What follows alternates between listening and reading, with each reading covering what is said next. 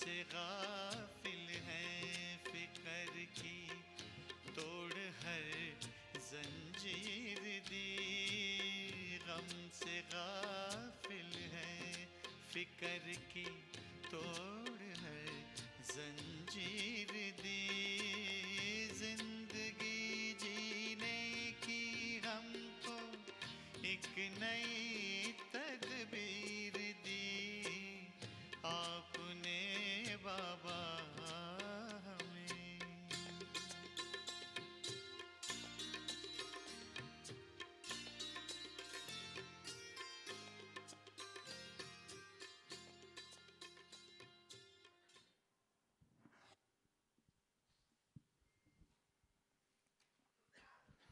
ओम शांति। अभी ब्रेक से वापस आए हैं। ओम शांति।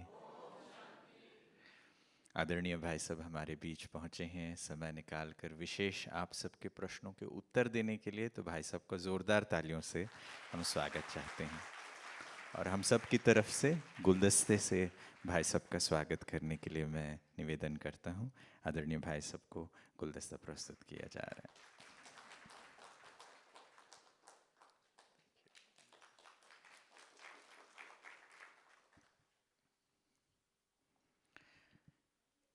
तो पिछले 3 दिनों में भट्टी में बहुत सारी चीज़ें हमने नई सीखी हैं, नए नए अनुभव किए हैं और बहुत सारी चीज़ों में परिवर्तन भी किया है। और भट्टी का मतलब ही परिवर्तन है कि अगर हम भट्टी में हैं, तपस्या कर रहे हैं, तप रहे हैं, तो जो चीज़ें परिवर्तन हो गई उन चीज़ों के लिए तो हम बहुत शुक्रगुजार हैं। और जैसे पिछले सेशन में हमने वाह वाह के गीत गाए,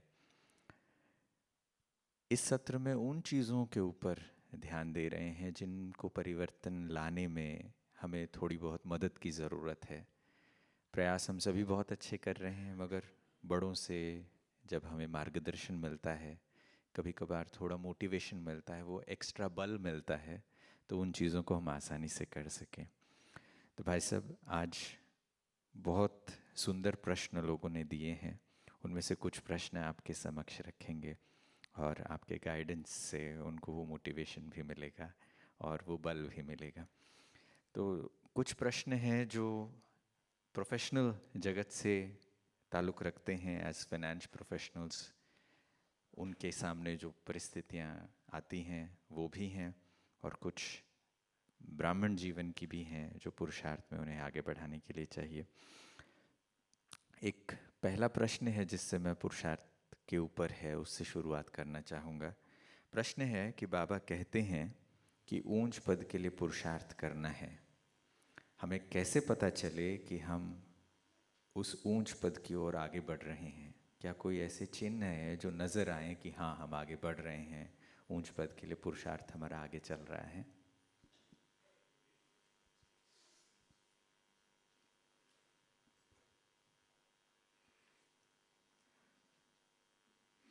ऊंचा जाने के लिए हल्कापन होता है, जितना हल्का उतना ऊंचा। हल्का के दो अर्थ होते हैं, एक तो लाइट और दूसरा बंधन मुक्त। शिव बाबा ऊंचे से ऊंचा है क्योंकि उनका कोई बंधन है ही नहीं, बंधनों से छुड़ाने वाला है और लाइट स्वरूप है। तो हर पुरुषार्थी को अगर ये महसूस होता है कि मैं पहले से ज़्यादा लाइट हो गया हूँ और मैं किसी भी प्रकार के विघ्न व्याधि आदि से मैं इजीली पास कर रहा हूँ, तो समझना चाहिए कि मैं ऊपर जा रहा हूँ। दूसरा है दूसरे भी समझे कि ये ऊपर जा रहे हैं, नहीं तो हम अपनी इच्छा से सोच भी सकते हैं ऊपर जा रहा हूँ, कि दूसरे भी महसूस करें और आपको महसूस हो कि दूसरे महसूस कर रहे हैं, ये साइन है इसका। बस अब जैसे आपने ये बात कही कि हल्कापन महसूस होना चाहिए, बहुत सारे हम में से ऐसा लगता है कि हाँ हम तो हल्के हो गए हैं, सामने वाले हमें सर्टिफिकेट नहीं दे रहे हैं हल्के होने के। इसीलिए मैंने कहा कि सामने वालों का सर्टिफिकेट ज़्यादा ज़रूरी है, क्यों ना दें वो। जी।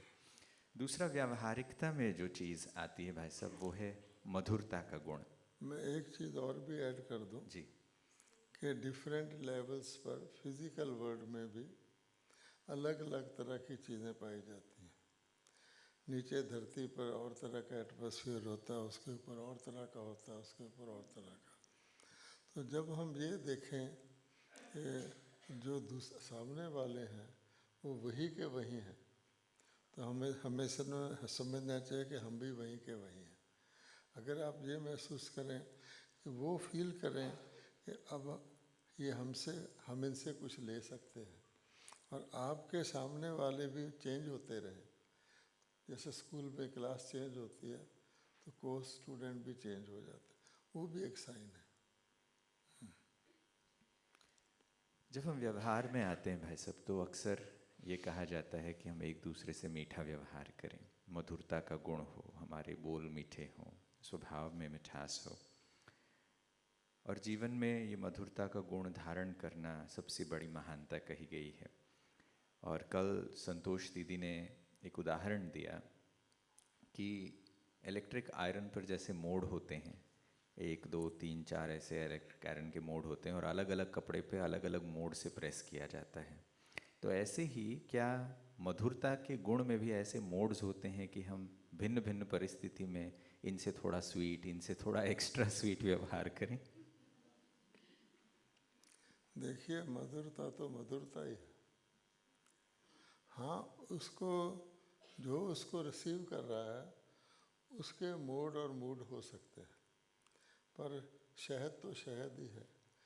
मधुरता के बारे में आज भी बाबा ने बहुत अच्छी बात बताई है कि किसी न किसी प्रकार का हमारे अंदर अगर छुपा हुआ देवभान है तो हम पूरी तरह मधुरता का पालन नहीं कर सकते। दुनिया में भी नकली मधुरता होती है। कहीं जाते हैं किसी शॉपकीपर के पास या कोई रिसेप्शनिस्ट होता है, तो वो मधुरता असली मधुरता नहीं है, वो जल्दी गायब हो जाती है। मधुरता वो है कि परिस्थिति उसको किसी तरह भी रिसीव करे, पर अपनी मधुरता रहे। और उसके लिए बाबा ने आज कहा है कि एक तो हम निराकारी, क्योंकि निराकारी में हमें अपने पोजीशन का ध्यान नहीं रहता, कॉन्शियसनेस नहीं रहता। और दूसरे बाबा ने कहा निरहंकारी, कि हम कहाँ तक निमित्त तो कहते हैं, लेकिन निमित्त के साथ हम मधुर निर्माण हैं। तो ये एक बहुत बड़ा टेस्ट है।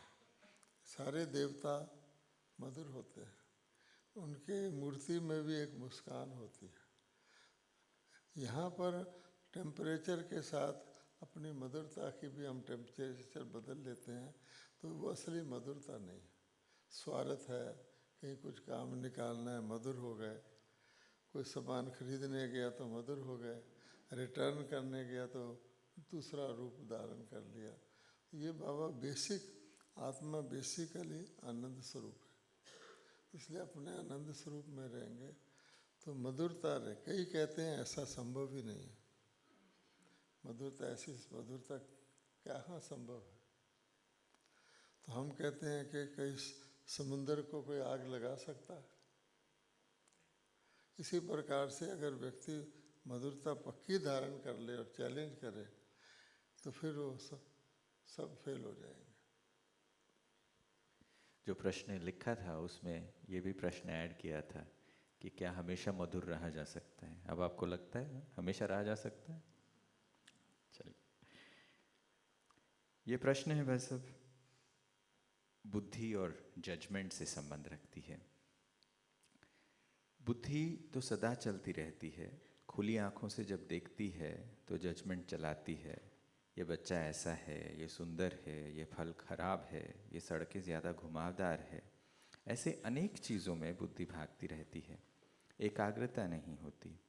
तो ऐसी क्या युक्ति की जाए, कोई विधि हो जिससे बुद्धि का ये भटकना बंद हो और एकाग्रता हो।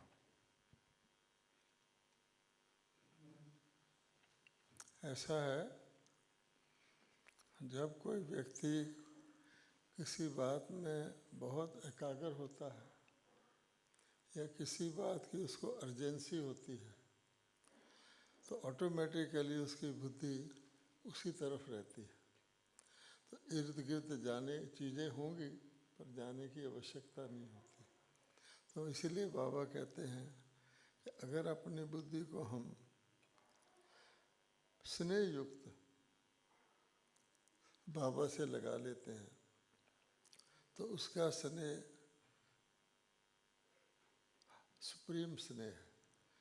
तो और तरफ बुद्धि जाने का अर्थ ही होता है कोई अट्रैक्शन या कोई स्नेह।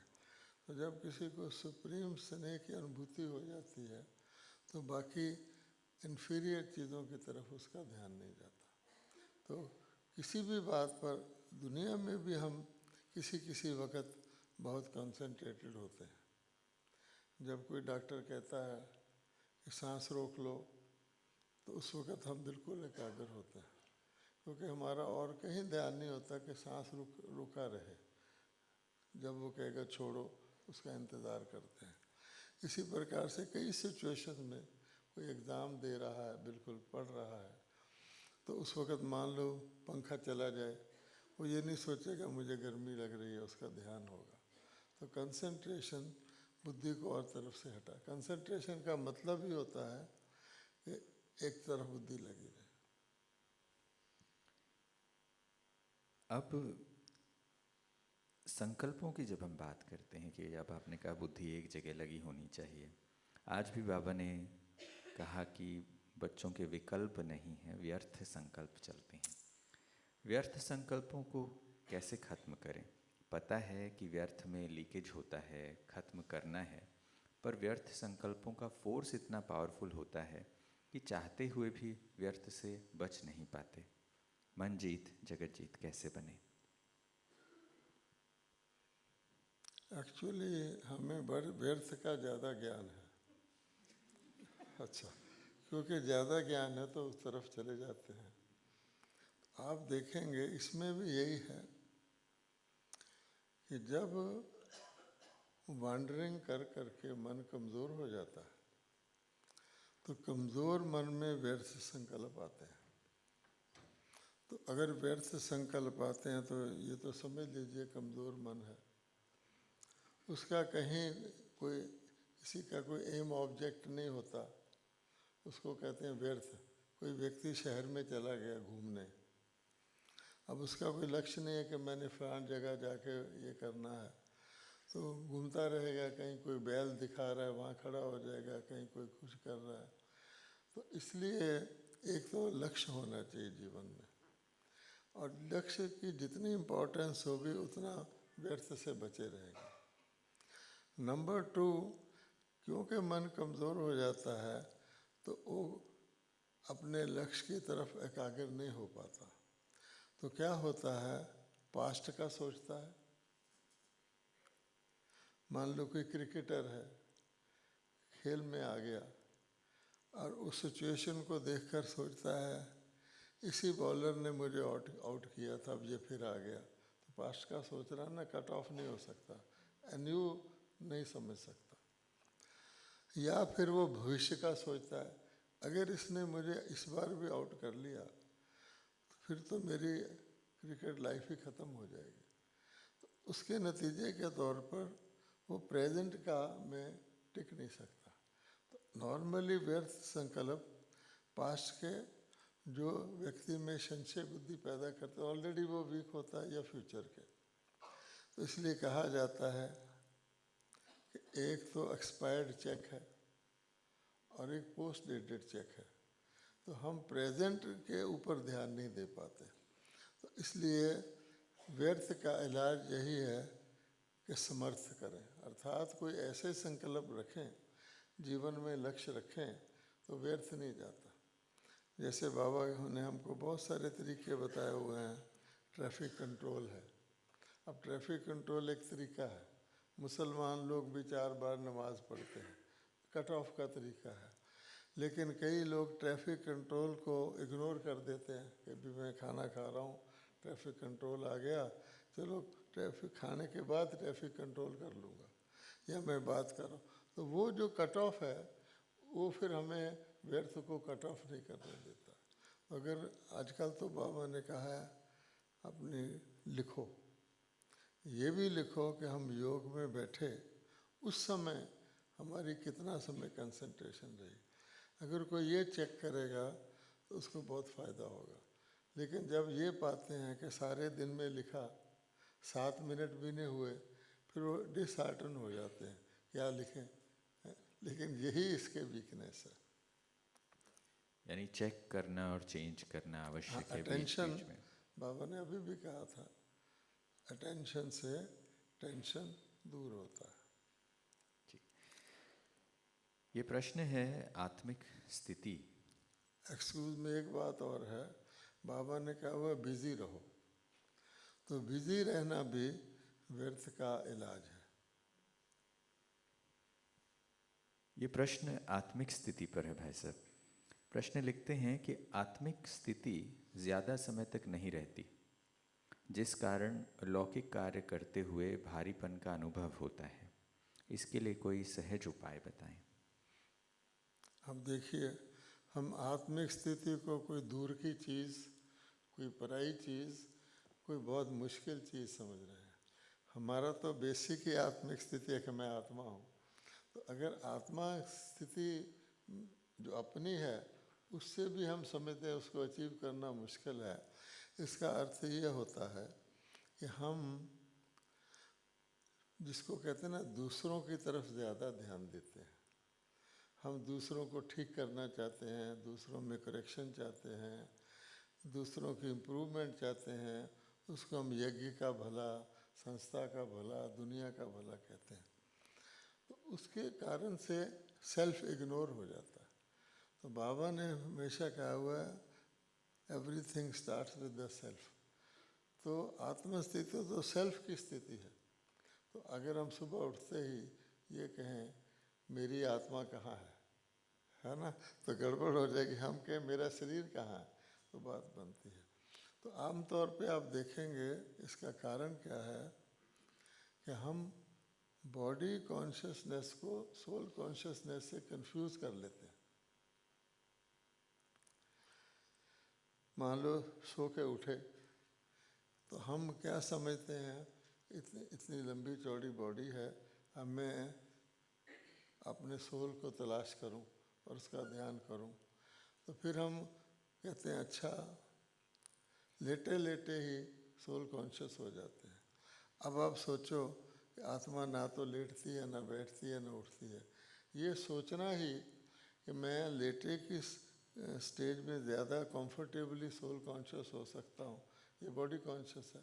तो हर तरीके से बॉडी कॉन्शियस कोशिश करता है आपको ये धोखा देने की कि आप सोल कॉन्शियस हैं। जो कुछ आप कर रहे हैं, बॉडी को रेस्ट भी इसीलिए कराते हैं कि मैं और अच्छा सोल कॉन्शियस हो जाऊँगा।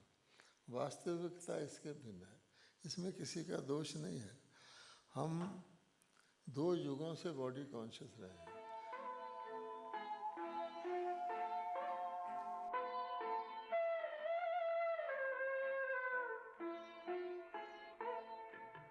शिव पिता को अब याद करो, मुक्ति धाम तुम्हें जाना है।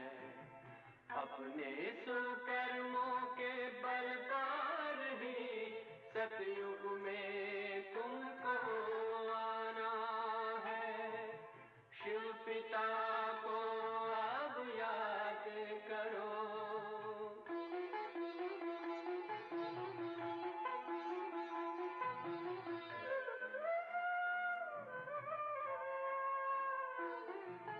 ये संगम का स्वर्णिम युग है, शिव पिता फिर से आया है।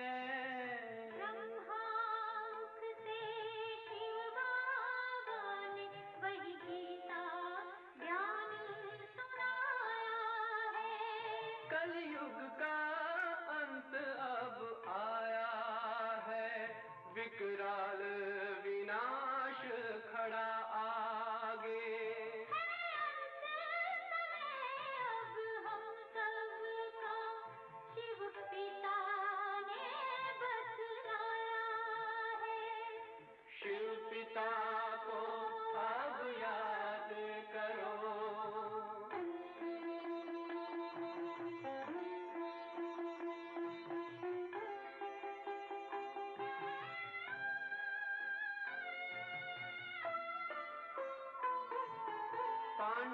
शिव शक्ति सेना की रणभेरी अब फिर बजती है।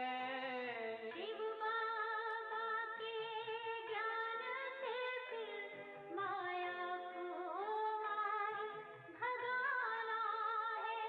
शिव पिता को अब याद करो, सतयुग में तुमको आना है। शिव पिता को अब याद करो, मुक्ति धाम तुम्हें जाना है। अपने सुकर्मों के बल पर ही सतयुग में अब तुम्हें आना है। धाम में तुम्हें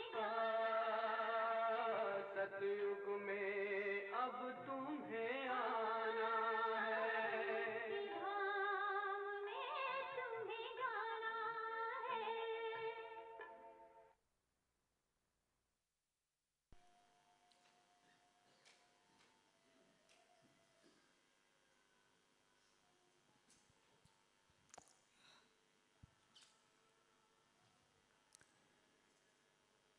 अब जब कार्य व्यवहार में आते हैं, खासकर ब्राह्मण परिवार में ही जब नए संबंध बनते हैं। नहीं, वो पुराना प्रश्न पूरा हो गया। जी, आत्मिक स्थिति वाला। हाँ? आत्मिक स्थिति में कैसे ज़्यादा ठीक ही है ना? जी। तो यहाँ तो लौकिक में देखते हैं कि किसी से गलतियाँ होती हैं, कोई हम जैसा चाहते हैं वैसा व्यवहार नहीं करते, तब तो हम समझ लेते हैं। जब ब्राह्मण परिवार में सामने वाला भी ज्ञानी है, वो भी आत्मिक स्थिति में रहने का प्रयास कर रहा है, और वो जब चीज़ें श्रीमत अनुसार नहीं करता, तो तब तो हमारी भी स्थिति खराब होती है कि ये आत्मिक स्थिति में नहीं है। मतलब वो भी प्रयास कर रहे हैं, हम भी प्रयास कर रहे हैं। अच्छा, तो प्रयास में तो होता ही है। वास्तव में इसमें दो तीन तरीके हैं। एक तो ये है कि हम अपनी आत्मिक स्थिति को पक्का करने के लिए सबसे आसान तरीका है कि दूसरों को आत्मा देखना शुरू करें। हम आत्मिक स्थिति में हैं और दूसरों को हम शारीरिक स्थिति में देख रहे हैं, दूसरों की कमी बेशी निकाल रहे हैं, इसलिए गड़बड़ हो जाएगी ना। एक आत्मिक स्थिति वाला दूसरे की शारीरिक स्थिति को देखेगा। इसलिए हम जैसे कहते हैं क्रोध से छूटना हो तो दूसरों को सिखाओ क्रोध नहीं करना, तो आपका कटेगा। तो हम दूसरों को आत्मिक स्थिति आत्मा देखना शुरू करें। नंबर 2, अपने को हम शारीरिक तरीके से संपन्न ना बनाए। हम ये कोशिश करते हूँ तो मैं आत्मा पर, मेरा आउटलुक देख, मेरा रूप रंग ड्रेस वगैरह ऐसा होना चाहिए कि लोगों को अच्छा लगे। अब क्योंकि मेरे मन में ये दूसरा भी मेरी ड्रेस को ही देखेगा, तो मेरा संकल्प भी ये है। तो हमें अपने आप को भी नेचुरल आत्मिक स्थिति में रखना चाहिए। 2 बातें हो गई। इसके बाद सबसे इम्पोर्टेंट क्या है, हमारे 2 सोमान हैं। एक हमारे शारीरिक सोमान है। कोई आपका इंट्रोडक्शन देगा तो शारीरिक ही देगा, चाहे बीके में भी देगा। वो तो ये नहीं कहेगा ये आत्मा थी, ऐसे आत्मा थी, नहीं। वो शुरू करेगा ये फलाना था, फलाना था, ये फलाना है, सारा शारीरिक दे रहा है। अच्छा, खुद भी वो ज़रूर शारीरिक इंट्रोडक्शन को इम्पोर्टेंस देता है कि पहले मैं देखूं तो सही है कौन है, तब मैं उसको उतना रिगार्ड दूं। आजकल तो बोर्ड भी लगाने लग गए हैं, अच्छा किसी को ना भी पता लगे। तो पहली बात ये है कि आत्मिक स्थिति के लिए हमें जो आत्मिक सम्मान मिले,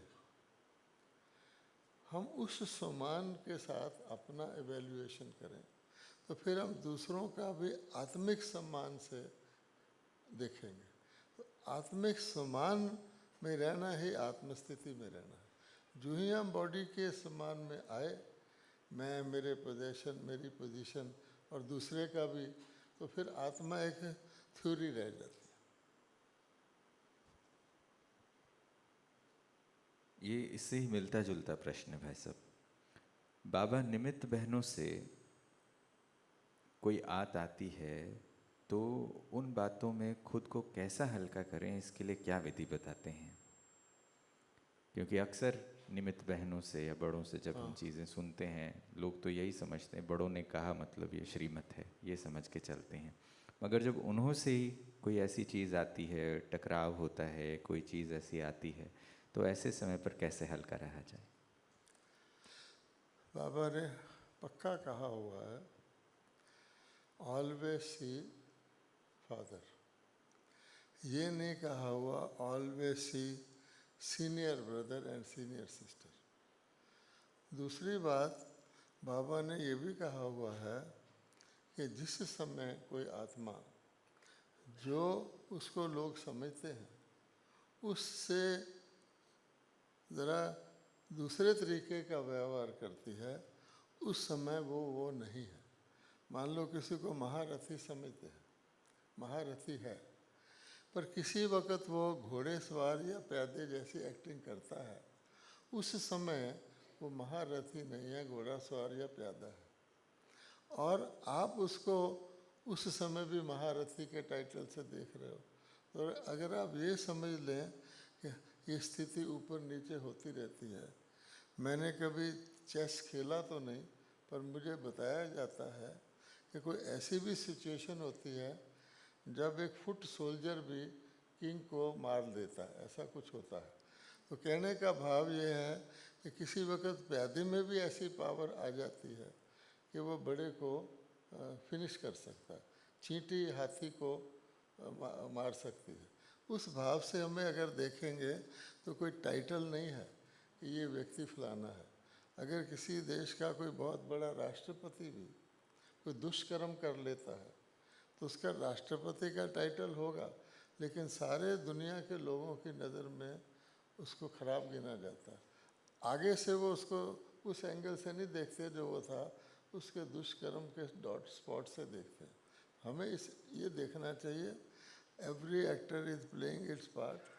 ऊपर नीचे उसका होगा, उसके ऊपर नीचे पार्ट से मैं ऊपर नीचे क्यों होता हूँ? बल्कि मुझे अप्रिशिएट करना चाहिए कि इस तरह की सिचुएशन आए तो मैं ऊपर नीचे ना हूँ। बिल्कुल, जैसे हर एक आत्मा अपनी जर्नी पे है, वो अपना पार्ट प्ले कर रहा है, और उस समय पर अगर उससे वो कर्म हो रहे हैं तो वो दूसरी एक्ट कर रहा है, इस चीज़ को समझें। दूसरे शब्दों में हम दो शब्द यूज़ करते हैं, एक्सपेक्टेशन। एक शब्द है एक्सपेक्टेशन, हम दूसरे से एक्सपेक्ट करते हैं। अब ये कहा गया है कि डिज़ायर्स एंड एक्सपेक्टेशंस को अवॉइड करना है। हम उससे गुड बिहेवियर एक्सपेक्ट कर रहे हैं, वो गुड बिहेवियर नहीं कर रहा, तो क्या उसके गुड बिहेवियर ना करने से मेरा अपनी स्थिति डिस्टर्ब होनी चाहिए? जब बाबा कहता है तुम्हें कोई गाली दे, तुम्हारी इंसल्ट करे, कुछ भी, वो दैट, तो हम ये कहते हैं कि इसने गाली दी। हम ये भी कहते हैं कोई नॉन बीके दे देता तो कोई बात नहीं थी, ये बीके ने मुझे गाली दी, तो ये एक धोखा है। अब ये एक मज़ेदार प्रश्न है भाई साहब।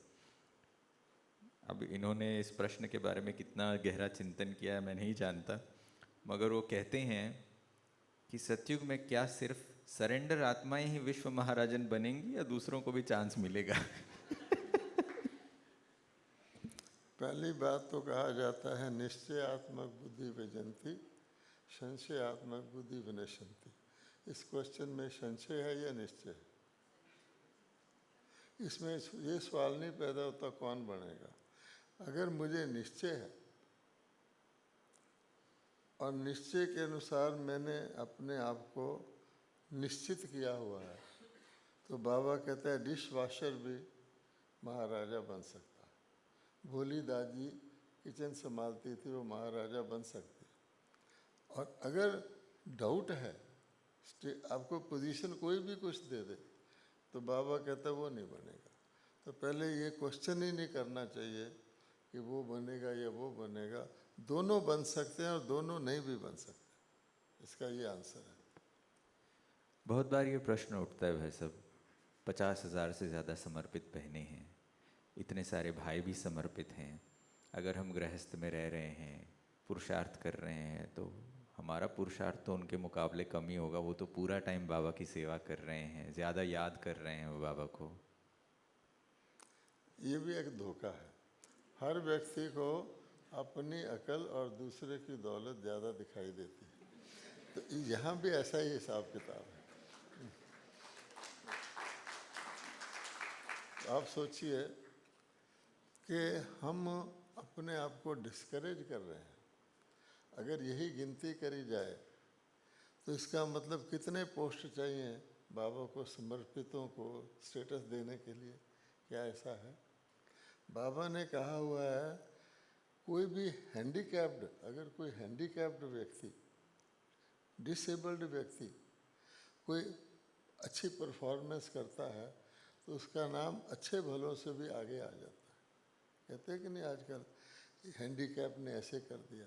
तो अगर आपका कोई जिसको आप हैंडीकैप समझते हैं, वास्तव में वो होता नहीं है, तो व्यक्ति परिवार में रहता है, कितना अच्छा है कि परिवार के साथ अपने पिछले जन्मों के हिसाब किताब चुकतू कर रहा है। ये सरेंडर साहब सन्यासियों की तरह सब अपनी जिम्मेवारियां काट के आ गए, हम सरेंडर हो गए भगवान के आगे हैं। अच्छा, अब सोचो कि इसको फिर अपने वो पिछले हिसाब किताब उनके योग बल से चुकतू करने पड़ेंगे, नहीं तो सहज ही हो जाते। अच्छा, अब सरेंडर वाला सोचता है मैं भी सरेंडर, वो भी सरेंडर। वहाँ जब संस्कार टकराव होता है रिश्तेदारों में तो समझ में आ जाता है मेरा लेना देना है। वो कहते हैं इससे मेरा क्या लेना देना है, उसमें भी डाउट पैदा हो जाता है। इसलिए बेसिक चीज़ ये है कि हमें ये सोच लेना चाहिए, बाबा ने कहा वो हर चीज़ के मार्क्स हैं, जितना डिफ़िकल्ट सिचुएशन है उसके मार्क्स ज़्यादा हैं। और मान लीजिए किसी चीज़ में आप फर्स्ट हैं तो उसके भी मार्क्स हैं, किसी चीज़ में आप यूनिवर्सल हैं जिसमें आपका प्रभाव सारे वर्ल्ड के बाद, उसमें भी मार्क्स हैं। आज भी बाबा ने यूथ को क्या कहा, क्या कहा? अगर यूथ सचमुच मैसेंजर ऑफ पीस बन जाए, यानी वही मधुरता आदि आदि धारण कर ले, तो क्या कमाल हो जाए। पर यूथ क्या कहता है कि हमें तो दरियाँ उठाने के लिए, हमें तो कुर्सियाँ उठाने के लिए रखा हुआ है। अच्छा, वो अड़ भी जाता है कि मेरी नहीं मानते, जाओ मैं नहीं कुर्सी उठाता, आप ही उठा लो, तो गया काम से। इसलिए भगवान कहता है ये डिपेंड करता है बेसिकली कि मैंने जो बाबा ने कहा हुआ है दैवी गुण कितने धारण किए, दिव्य शक्तियाँ कितनी धारण की, धारण करके भी बैंक के लॉकर में नहीं रखी, उसको मैं यूज़ कर रहा हूँ, तो तब व्यक्ति को कॉन्फिडेंस आता है। जैसे हम कहते हैं हाथ उठाओ भाई कौन सीताराम बनेगा, कोई नहीं उठाता, उठाता कोई नहीं। अरे त्रेता वाले सीताराम, सीताराम बनना भी एक बड़ी चीज़ है देखा जाए तो, हर एक सीताराम नहीं बनता। अच्छा, लक्ष्मी नारायण, हाँ जी बनना चाहते हैं, इसी से टेस्ट कर लो आप कि भी बनना चाहते हैं। हाथ उठाओ जो लक्ष्मी नारायण बनना चाहते हैं, तो क्या करेंगे? चलो, इनसे नहीं उठवाते, ये चार्टर्ड अकाउंटेंट लोग हैं। अच्छा, तो क्या करेंगे? ताकि उठा भी दिया नहीं भी उठाया, या दूसरे की तरफ देखेंगे किसी ने और ने उठाया, मैं कहीं गलती तो नहीं, पकड़ा तो नहीं जाऊंगा। अच्छा, भीड़ में उठाएंगे तो पता नहीं लगेगा।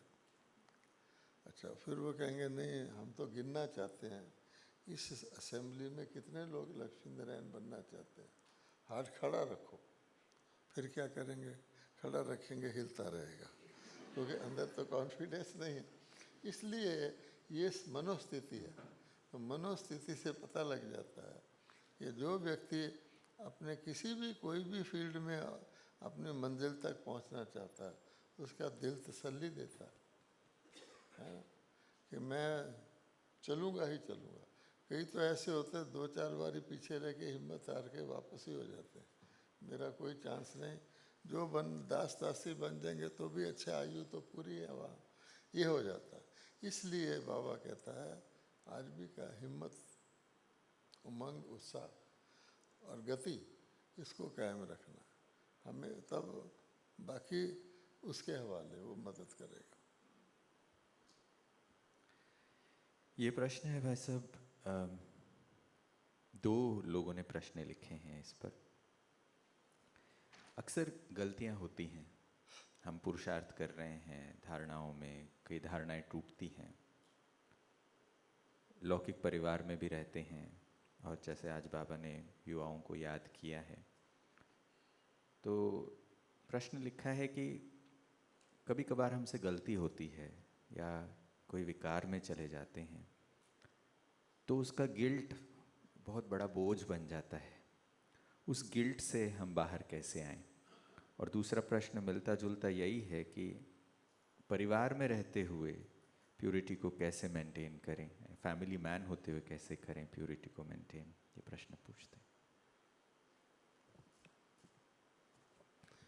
पहला प्रश्न जो है, गलतियां हो जाती हैं, गलतियों की भी कई डिग्रीज होती हैं। कोई गलती माफ़ होने योग्य होती है, कोई गलती 3 बार तक माफ़ की जा सकती है, कोई गलती माफ़ होने योग्य होती ही नहीं। अब 3 बार तक अलाउड है। मम्मा तो कहती थी गलती करो, अलाउड है, गलती को रिपीट नहीं करो। अगर मैंने गलती की, मुझे रियलाइज़ हो गया ये गलती है, उसके बाद मैं वो गलती दोबारा ना करूं। अगर उसी को दोबारा करता हूं तो मेरे पर बोझ चढ़ेगा। दूसरी गलती तो नई है, नई क्लास में नए प्रश्न आएंगे। अब ये जो विकार में जाने वाली गलती है, ये हमारा बेसिक है। इसका मतलब आप 2 साल ज्ञान में रहे, 4 साल रहे, 3 साल रहे, आपने उस बेसिक को ना तो समझा था। अभी भी 2-4 दिन पहले भी बाबा ने कहा है कि सारे जो ज्ञान में आते हैं पहले प्योर नहीं होते। लेकिन इसमें एंट्री का मतलब ही है कि इस बेसिक सिन से हमें बचना है। सुबह से शाम तक हमें ज्ञान भी वही मिलता है, हमें कंपनी भी वही मिलती है। बाबा ने इतना बड़ा प्रोटेक्शन हमको बहनों की संस्थाओं के तौर पे दिया हुआ है, सेवा दी हुई है दूसरों को, तो वो गलती माफ़ करने योग्य नहीं है। और बाबा ने कहा हुआ है कि 4थी मंजिल से गिरोगे तो हड्ड गोडे टूटेंगे। अच्छा, फिर भी बाबा कहता है अगर कोई उठ के खड़ा हो जाता है, अच्छी तरह रियलाइज़ कर देता है, ऐसे नहीं आसानी से कह दे ये मेरे से गलती हो गई, नहीं, तो बाबा कहता है फिर भी वो खड़ा हो सकता है। उस स्टेटस को तो नहीं पाएगा, लेकिन उससे नीचे तक वो हिम्मत के कारण से और उस गलती का पश्चाताप के तौर पे और भी स्ट्रिक्ट औरों को भी वो डिसिप्लिन फॉलो कराएगा कि मैंने ये गलती की थी, तो उसका 70% तक उसको ऊपर जा सकता है। अब ये जो दूसरा हिस्सा है वो क्या था हाँ, परिवार में। तो परिवार में रह के प्योर रहना तो और भी आसान है। क्यों कि कोई व्यक्ति परिवार में नहीं रहता, हट से प्योर रहने की कोशिश करता है। जितने सन्यासी वगैरह और भी हैं, उनको एक आर्टिफिशियल तरीके से मेहनत करके, इमेजिन करके अपने आप को प्योरीफाई करना पड़ता है, और वो एक्चुअल सिचुएशन में नहीं होते। इसलिए जब एक्चुअल सिचुएशन आती है वो फेल हो जाते हैं। परिवार में नेचुरल तरीके से, ऑर्गेनिक तरीके से व्यक्ति अपने आप को प्योरीफाई ज्ञान के हिसाब से करता है, उसको ईजीएस्ट तरीका वो है। और हमारे यहाँ आप देखेंगे, अगर ब्रह्मा कुमारी में रफ स्टैटिस्टिक्स देखें तो परिवार में रह के प्योर होने वालों के, रहने वालों के परसेंटेज ज़्यादा है। इससे क्या रिजल्ट निकलता है कि आपको बहुत कन्वीनियंट और इजी और नेचुरल मेथड मिला हुआ है प्योर रहने का। इसलिए अगर परिवार में रह के कोई ये सोचता है, इसका मतलब वो लौकिकता में है। उसने लौकिक परिवार को लौकिक ही समझा है, अलौकिक नहीं समझा। ऐसे बहुत सारे परिवार हैं जो बिल्कुल अलौकिक समझ के चलते हैं, एक दूसरे को बहन जी भाई जी कहते हैं आपस में, दुनिया में नहीं कहते। अब उनकी दृष्टि देखिए, बाबा कहते उनसे देखकर कितनों को इंस्पायरेशन मिलता। साधु सन्यासी उनके आगे झुकते हैं। हमारी संस्था की वो शान है। और परिवार में रहने वाला अगर ऐसे कहता है तो उसको रीथिंक करना चाहिए। अपने आप को अलौकिक परिवार गिनना चाहिए। परिवार शब्द है लेकिन अलौकिक परिवार है।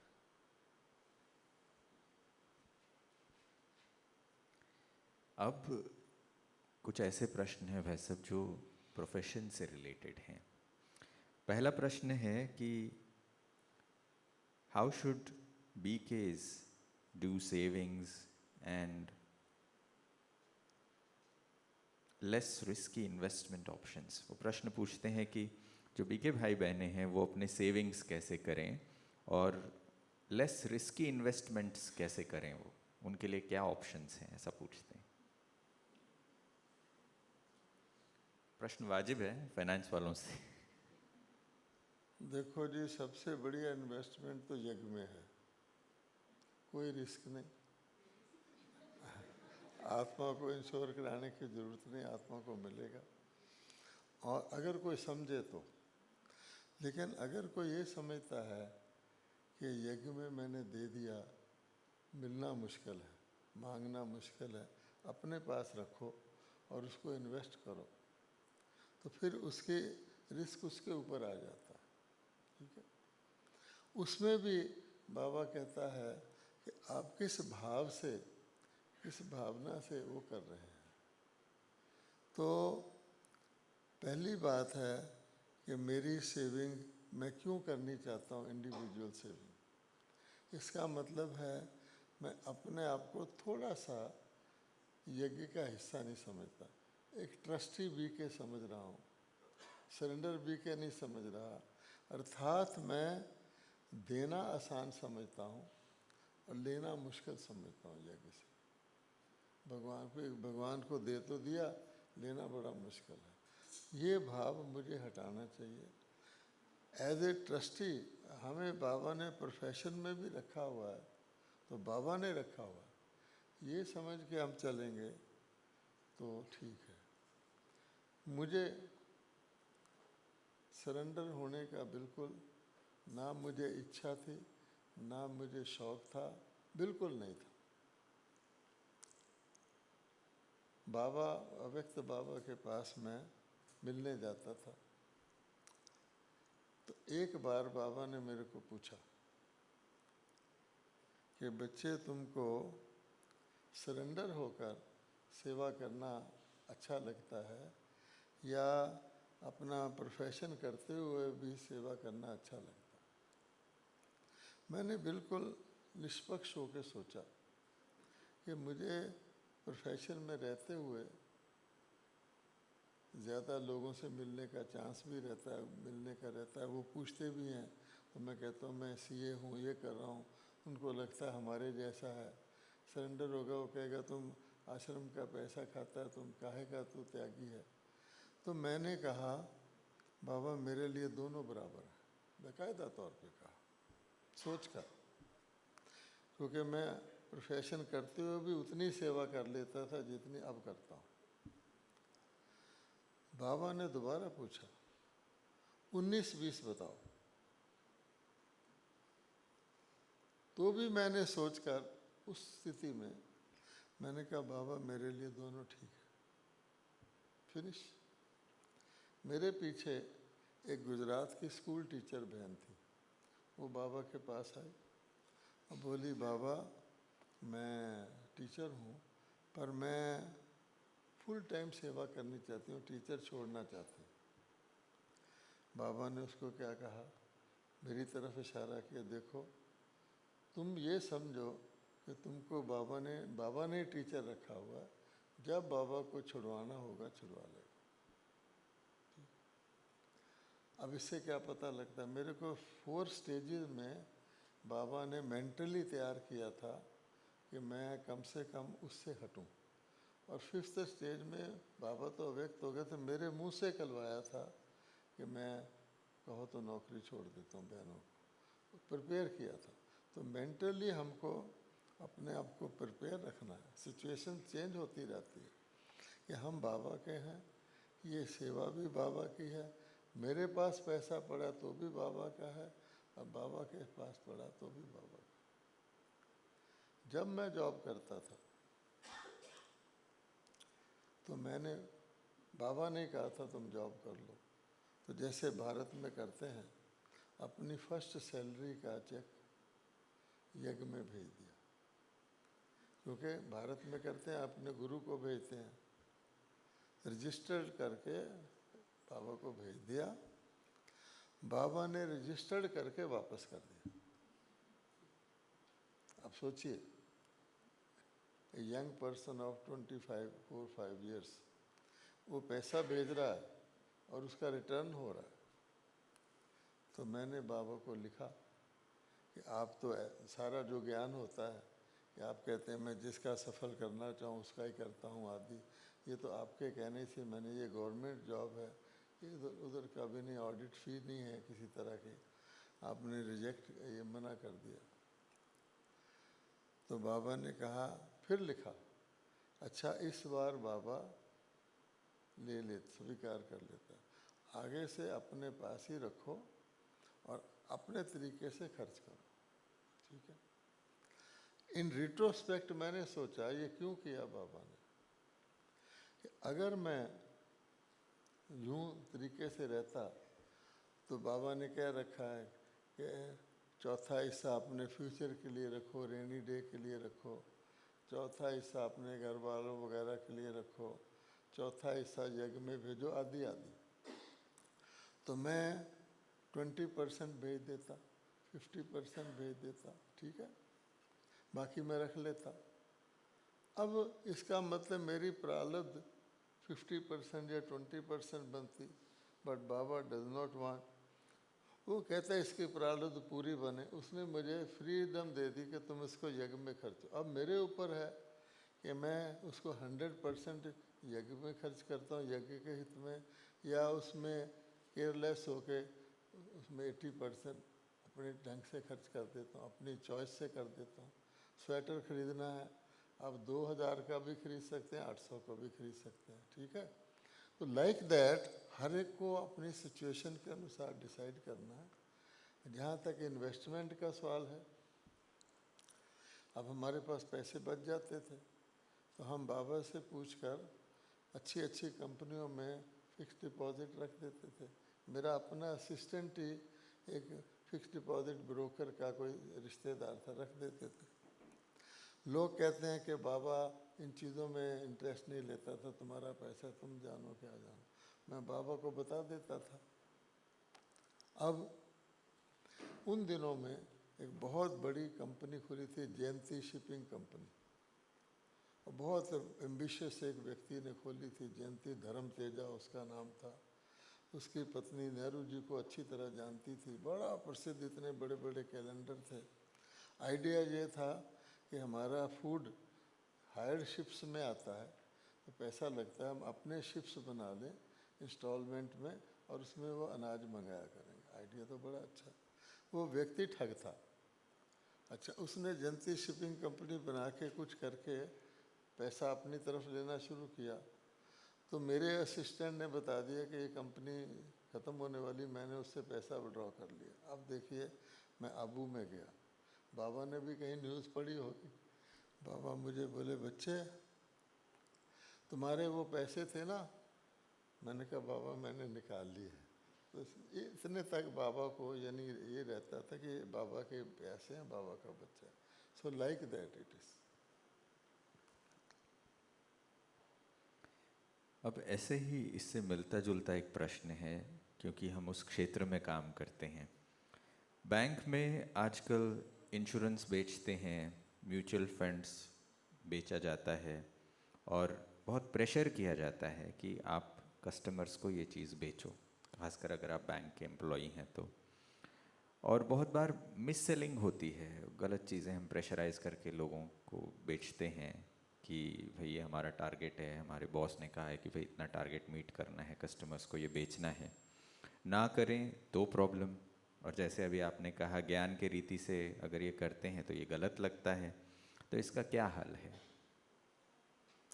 इसका एक ही आंसर है Do in Rome as Romans do.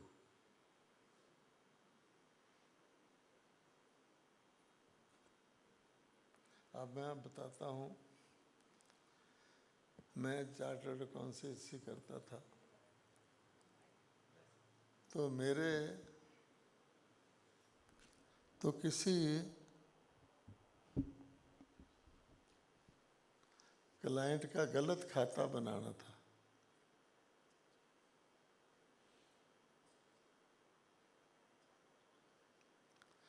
किसी क्लाइंट का नकली खाता बनाना था। मैं तो बीके बन गया था, तो मैंने कहा जी मैं तो नहीं बनाऊंगा। कुछ पैसे भी मिलने थे। अब मेरा चार्टर्ड अकाउंटेंट क्या कहता है, देखो बेटा ये खाता तो बन ही जाएगा, कोई दूसरा बना देगा। तुम अच्छे लड़के हो, अच्छे रास्ते पे लगे हो, तुम बनाओगे तो पैसा तुम्हारा अच्छे काम में जाएगा। ये उसने मुझे लॉजिक दिया था। तो कहने का भाव ये, बाबा भी कहता है कि सिंकिंग शिप में से जो सैल्वेज हो जाए वो अच्छा है।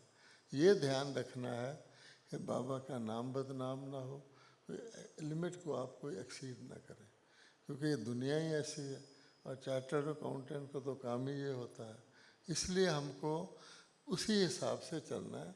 हम बाबा के बच्चे हैं, सच्चे हैं।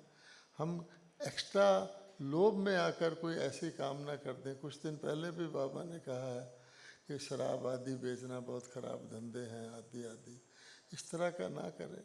लेकिन हर चीज़ को देखते हुए जो बेस्ट पॉसिबल है, अपनी ऑनेस्टी को ना खोएं।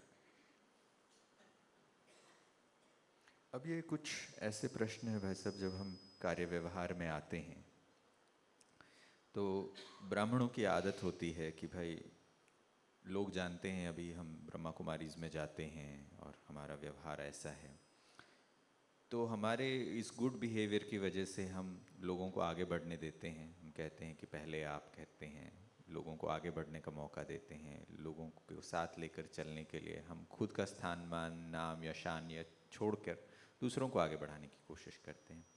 मगर जब हम ऐसा करते हैं तो अक्सर ये चीज़ देखने को मिलता है कि लोग हमें आगे बढ़ने के लिए ज़्यादा अपॉर्चुनिटीज़ नहीं देते। तो क्या हम पहले आप करते रहें और दूसरों को आगे बढ़ाते रहें तो कभी हमें भी लीडरशिप रोल्स में आने का मौका मिलेगा, या जो हम कर रहे हैं ये सही कर रहे हैं? इसका उत्तर तो आज की मुरली में भी है कि दूसरों को आगे बढ़ाना ही आगे बढ़ना है।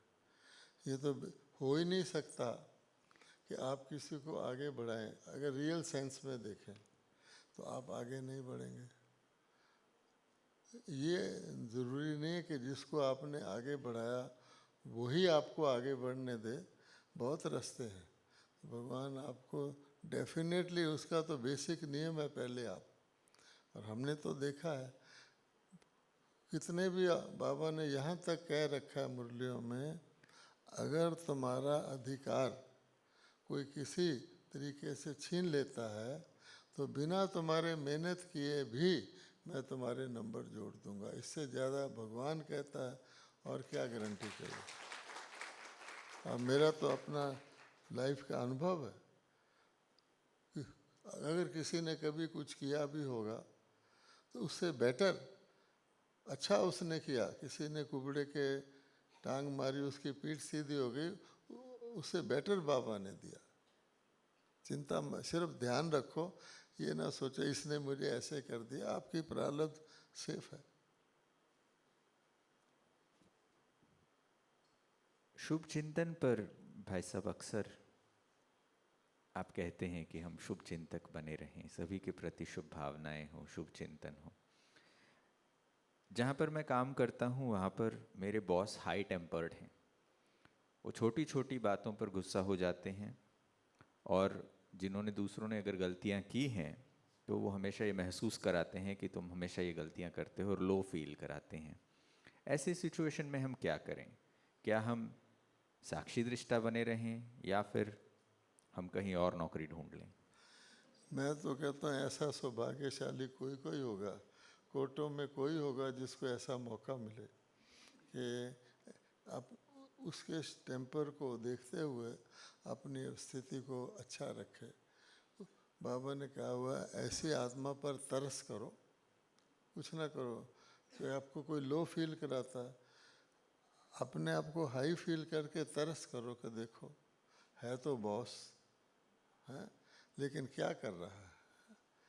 हमेशा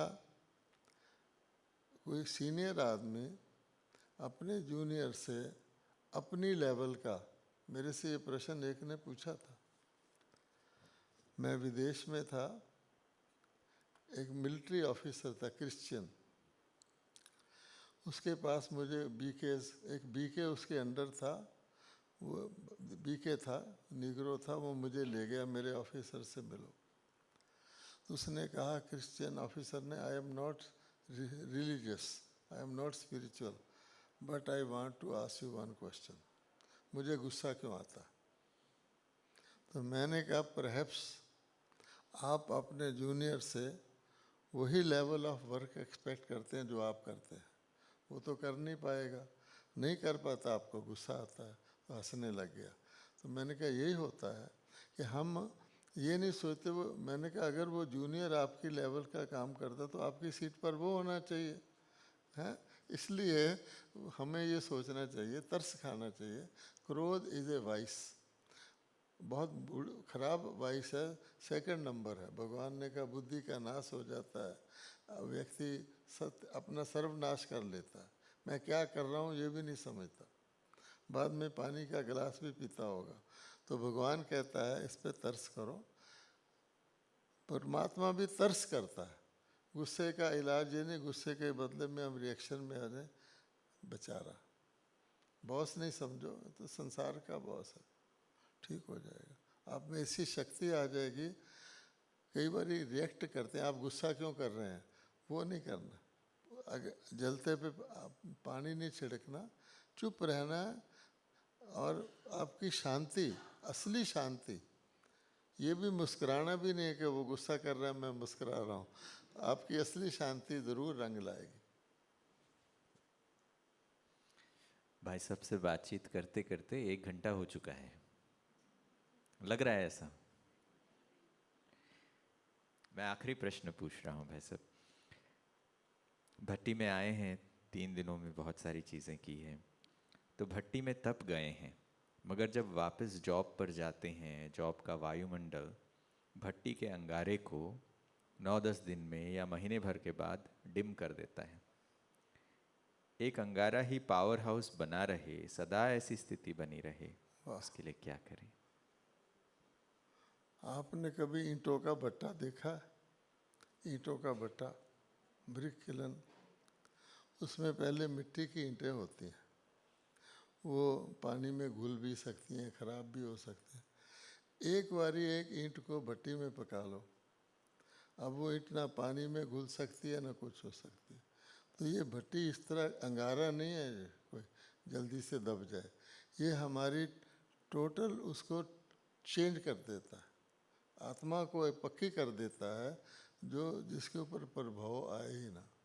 इसीलिए तो भट्टी की जाती है। हम ज्ञान से समझ सकते हैं, फिर भी प्रभाव आ जाता है। ये भट्टी ऐसी पक्की चीज़ है, जैसे दादियाँ थीं। अब दादियों को देश में ले जाओ, विदेश में ले जाओ, अंग्रेज बैठे हैं, फलाना बैठा है, उनको कुछ नहीं मतलब, उनको टॉपिक दे दो, उन्होंने वही ज्ञान सुनाना है जो बाबा का है, अनअफेक्टेड, क्योंकि भट्टी में पकी थी। तो ये भट्टी इसीलिए तो की गई है। आप ये सोचो ही ना कि हमारे अंदर चेंज नहीं आई, एक अंगारा था जो कोई बुझा देगा। मैंने तो कहा कि सागर को जैसे कोई आग नहीं लगा सकता, आपको कोई क्रोध दिलवा दे, आपको ऊपर नीचे कर दे, तो बीके ही कौन हुआ? बीके कहते हैं चैलेंज करने वाले को, विश्व गुरु कहते हैं जो चैलेंजर हो, जिसका और कोई कंपटीटर ना रहे। आओ और भी है, आओ। अगर हमने रॉकेट चांद पर भेज दिया, विश्व गुरु नहीं है, 2 साल बाद दूसरा भी भेज देगा, लेकिन विश्व गुरु बीके हैं कि देखो सारी दुनिया के लोग वीसा लेके यहाँ आ रहे हैं, है ना। तो आत्मा हमारी प्रूफ बन रही है हर चीज़ से। तो हमें कौन, ये तो भट्टी एक और भी उसको कंफर्म करने के लिए की गई है। पहले भी आप पके हुए ही आए थे, इसलिए चिंता की कोई बात नहीं, ऐसी कोई बात नहीं जो ख़त्म हो जाएगी। और बाबा ने कह रखा है मेरा ज्ञान इम्पेरिशेबल है, कह रखा है। 2 दिन पहले भी कहा अगर कोई ज्ञान सुन के भाग भी जाता है, वो जो इम्पेरिशेबल है, जितना उसने सीख लिया उसके कारण वो स्वर्ग में जरूर आएगा, उसका फल। जब इतना हिस्सा इतना इम्पेरिशेबल है, इतनी ज़बरदस्त भट्टी, मैंने तो भट्टी कराने वालों की लिस्ट देख के मैं हैरान हो गया कि यहाँ बड़े बड़े मेगा प्रोग्राम होते हैं, इसमें इतने स्पीकर नहीं आए, वहाँ से भी आ रहा है। मैंने कहा ये ओवरडोज हो गया शायद इनको। अच्छा, तो इसलिए हाँ, ये तो बहुत, मैं तो आज मना करने वाला था, इसके बाद क्वेश्चन कौन सा रहेगा जिसका मैं आंसर करूँगा, पर ठीक है, एक रस्म है। आप चिंता मत कीजिए, जो आपको यहाँ मिल गया आपका हो गया, कोई नहीं छीन सकता उसको। आदरणीय भाई साहब का बहुत बहुत धन्यवाद कि उन्होंने हम सबको ऐसी प्रैक्टिकल चीज़ें जो हमें करनी है, जो टेक होम मैसेजेस है, भट्टी में पक तो गए थे मगर अगर थोड़ा बहुत यहाँ वहाँ कुछ बचा हुआ है तो उसको भी फुल प्रूफ करके प्लान करके दिया है। तो आगे हम सभी बहुत अच्छी अपनी स्थिति बना के आगे बढ़ेंगे। भाई साहब आज हमारे बीच हैं, तो हम भाई साहब के साथ एक ग्रुप फ़ोटो लेंगे। तो अभी आपको बताएंगे कि कैसे हम अरेंजमेंट्स करेंगे, मगर उससे पहले 2 मिनट बाबा की याद में बैठेंगे। भाई साहब दृष्टि देंगे, वाइट लाइट ही रहेगा, तो हम दृष्टि लेते हुए योग करेंगे और फिर उसके बाद फोटो लिया जाएगा।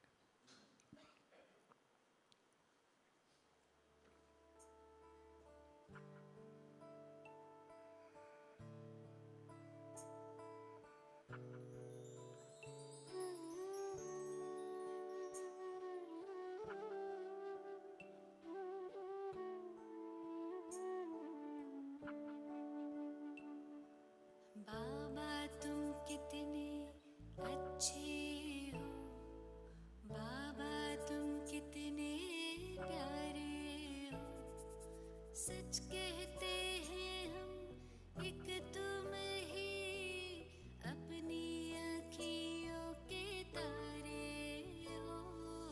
बाबा तुम कितने अच्छे हो, बाबा तुम कितने प्यारे हो, सच कहते हैं हम एक तुम ही अपनी आँखियों के तारे हो।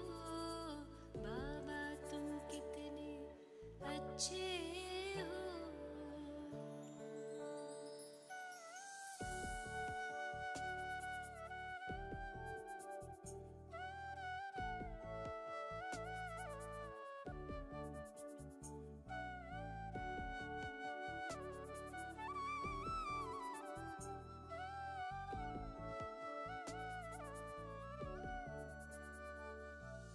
दिल तख्त पे हमें बिठाया है, मस्तक मणि बनाया है, गुण ज्ञान खजाने दे करके हमें सबसे धनी बनाया है।